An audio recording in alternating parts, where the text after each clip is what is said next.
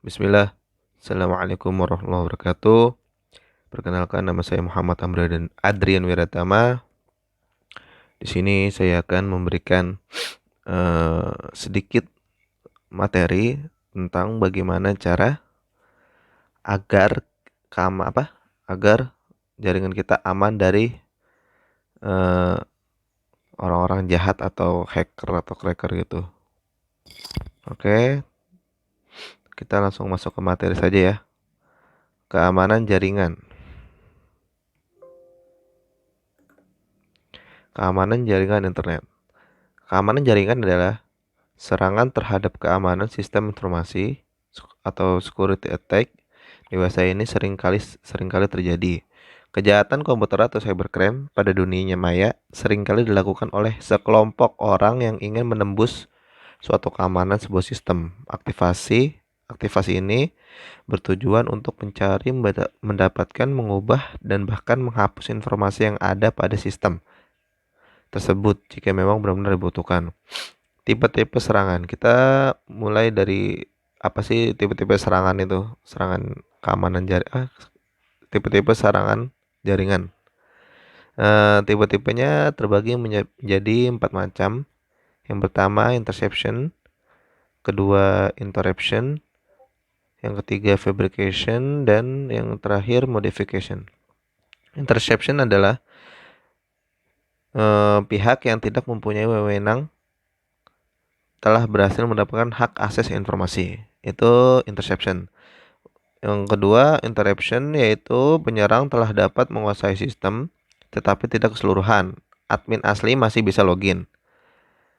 Oke, lanjut. Yang ketiga, fabrication, yaitu penyerang telah menyisipkan objek palsu ke dalam sistem target. Yang keempat, modification, yaitu penyerang telah merusak sistem dan telah mengubah secara keseluruhan. Itu tadi adalah tipe-tipe serangan keamanan jaringan. Serangan jaringan. Bagaimana cara biar jaringan kita aman? Nah, di sini keamanan jaringan terbagi menjadi 4 macam, yaitu keamanan fisik, keamanan data dan media, keamanan dari pihak luar, yang terakhir keamanan dalam operasi. Kita mulai dari keamanan fisik. Keamanan fisik yaitu suatu keamanan yang meliputi seluruh sistem beserta peralatan, periferal, dan media yang digunakan. Biasanya seorang penyerang akan dilakukan wiretapping atau yang bisa disebut proses pengawasan dan penyadapan untuk mendapatkan password agar bisa memiliki hak akses. Dan jika gagal, maka DOS atau Denial of Service akan menjadi pilihan sehingga semua service yang digunakan oleh komputer tidak dapat bekerja. Oke, lanjut. Keamanan data dan media. Pada keamanan ini, penyerang akan memanfaatkan kelemahan yang ada pada software yang digunakan untuk mengolah data.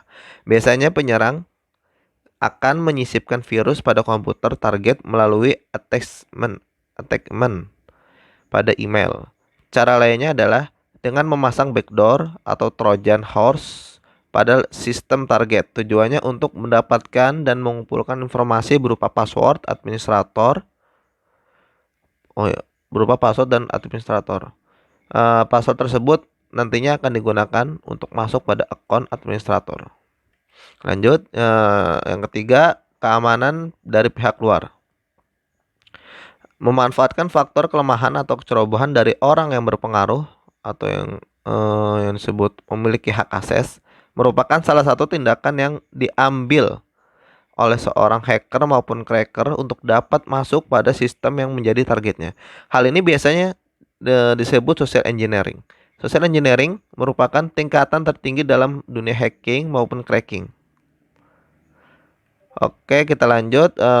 Yang terakhir, keamanan dalam operasi.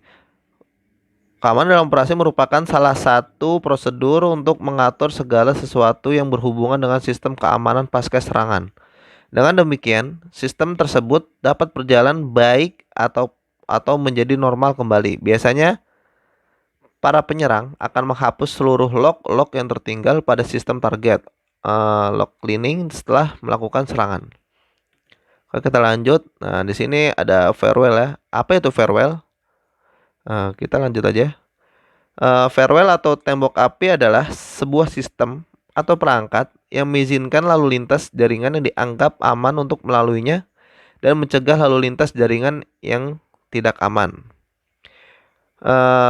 Umumnya, sebuah tembok api diterapkan dalam sebuah mesin terdedikasi yang berjalan pada pintu gerbang gateway antara jaringan lokal dan jaringan lainnya.